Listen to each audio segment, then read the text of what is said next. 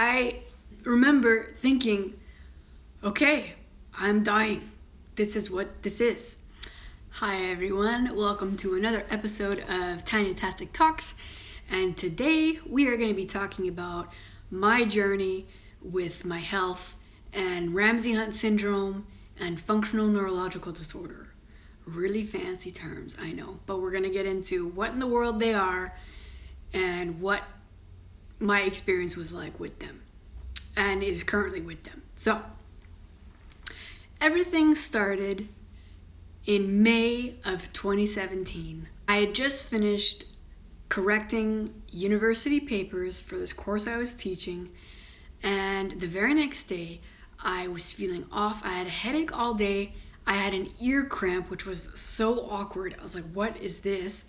And I was at my work, and at the end of the night, my eye started to twitch, and I was laughing with a friend of mine saying, oh, I'm overtired, so I should really go home and sleep. The next day, I was going to a graduation ceremony of the university that I was teaching at, and I had pain all day from my ear and to my jaw. All here was just painful. And I thought, okay, it's stress. I'm coming down from the adrenaline of correcting all these assignments, and I still have other things that I have going on, so I'm just kind of decompressing in my own way. Well, later on that day, in the evening, I realized that my face was starting to twitch. And just before my mom and I were going out to visit my aunt and some cousins that were visiting, I told her, I can't blink my eye. And so my right eye was not blinking anymore. And my face felt numb. My aunt and the cousin that was visiting are both nurses, so we figured we'll go there, we'll figure it out, and then we'll probably go to the hospital. When I got there, they were like, you really don't look good. Thank you very much. Yeah, you don't look good. You need to go to the hospital because it's probably Bell's palsy. We get to the hospital. I see a doctor who's never dealt with facial paralysis before. I'm his first patient. He tells me to come back to see a neurologist because what had happened was, along with the facial paralysis, I was having weakness on the whole right side of my body, my arm and my leg.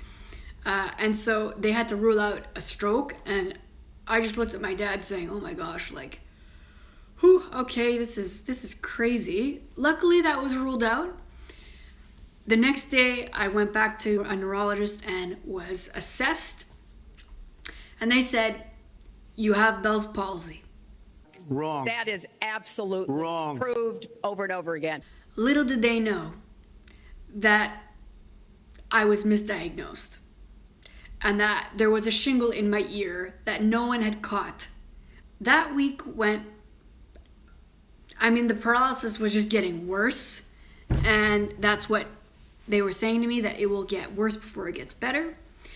A week after I was diagnosed initially, I go back to the hospital because I have 2 more sores that were killing me inside my ear. And we get the most compassionate doctor that I have ever had in my entire life. And he tells me, you have Ramsay Hunt syndrome.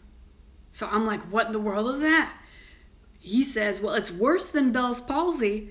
It's shingles and Bell's palsy, and the shingles can damage your hearing, and the percentage of you getting permanent damage is unfortunately higher because of the added risks of the shingles.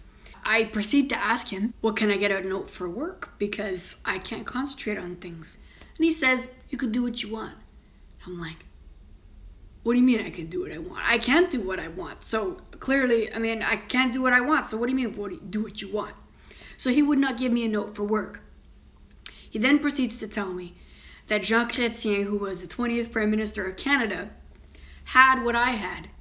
That's wrong because he actually had Bell's palsy. Well, Jean Chrétien had what you had, and look what he went on to do. And what this doctor failed to realize is that Jean Chrétien had Bell's palsy as a teenager and then became Prime Minister at 60 years of age. So there's a long gap of time here where he was able to heal and progress, and unfortunately he was left with permanent damage, but he was able to figure things out. here I am just being re-diagnosed with actually what I have, and I'm not being given any help. And in his compassion, he told me, you're going to look in the mirror every day for 6 weeks. And every day, you're going to look in the mirror and you're going to pray and hope to see some improvement. But you're not going to see any. And that's what your face is going to be like for 6 weeks.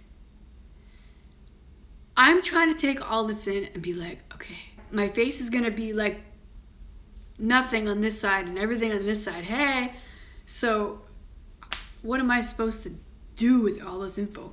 I walk out of the doctor's office and immediately I'm crying. I am having a panic attack in the car. No! God, please, no! No! No! No! As we go pick up my prescription.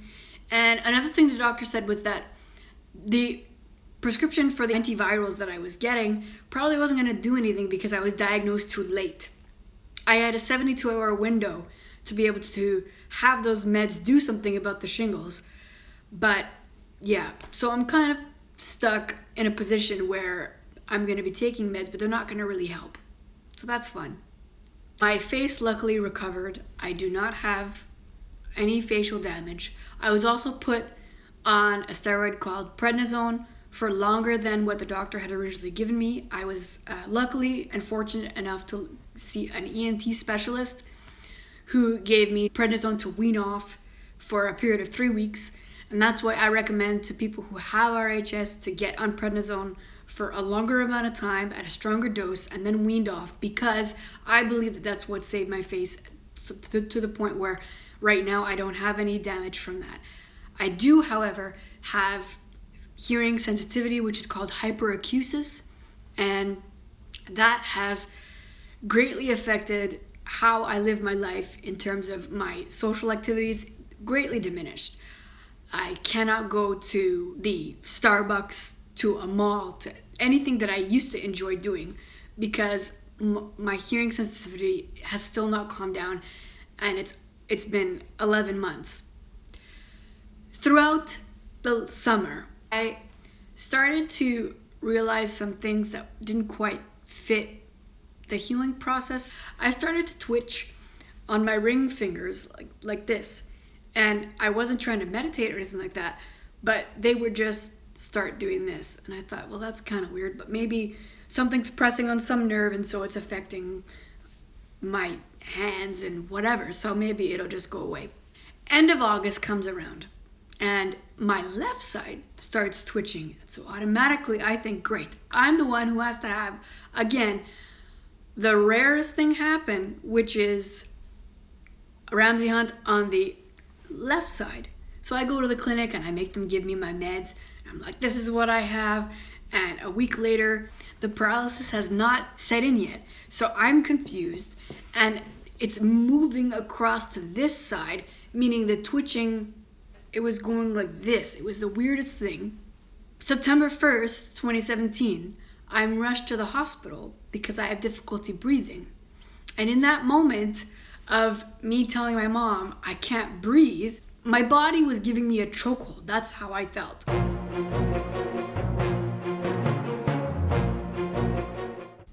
I remember thinking, okay, I'm dying.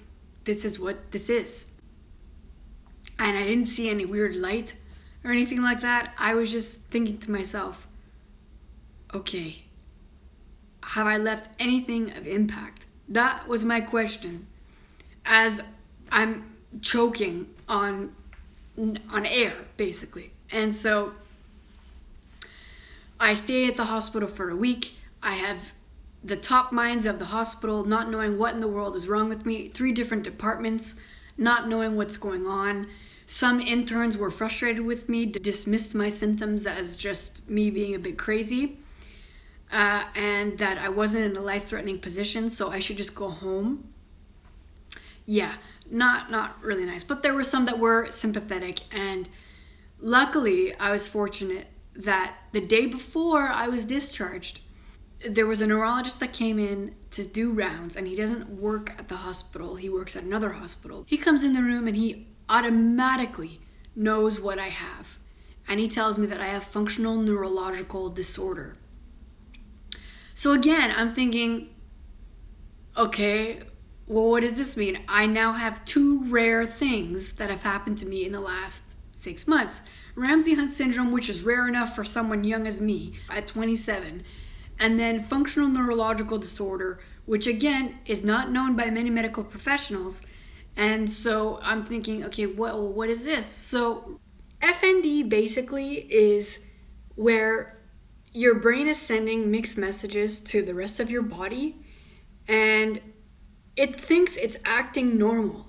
Similar to when you're in your car, you're driving somewhere, you have your GPS, and all of a sudden, it starts rerouting, where it tells you to take a turn you're not expecting. What 307? Make a right Maybe it's turn. a shortcut, Dwight. It said go to the right. It can't mean that. There's a lake there. I think it knows where it is going. This is the The lake. machine This knows. is the lake. Stop yelling at me. No, it's Stop not there. yelling. There's no road here. So it's like that with the brain.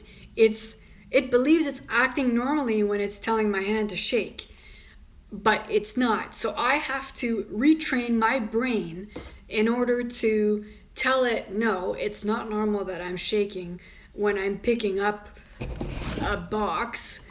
It's not normal that I overreact to things. And one thing that this condition does is that it takes any natural trait that you have and it amplifies it. So for someone like me who is very empathetic, I cry to like commercials now about, you know, the Honey Nut Cheerio commercials about the bees dying.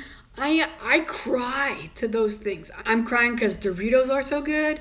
I'm crying because I love my mom and my dad so much. Like everything. So it's lots of fun. So the symptoms that I experience with FND are hand and arm tremors, difficulty walking. I end up crouching a lot of the time. I also experience facial contractions, throat spasms. My nervous system is on red alert all the time. I am easily startled to just about anything. I can't even watch action movies because it's too much nervous energy.